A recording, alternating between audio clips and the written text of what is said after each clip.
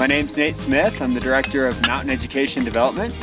We're here on Point Lenana in Mount Kenyon National Park, adding to the Via Ferrata that we installed last year at the request of the Kenyon Wildlife Service. To our knowledge, this is the highest Via Ferrata in the world at approximately 16,000 feet.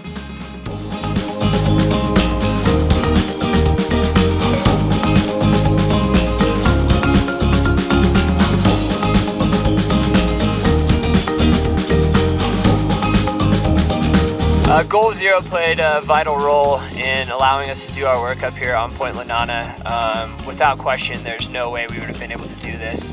We used mostly the Sherpa series of battery packs.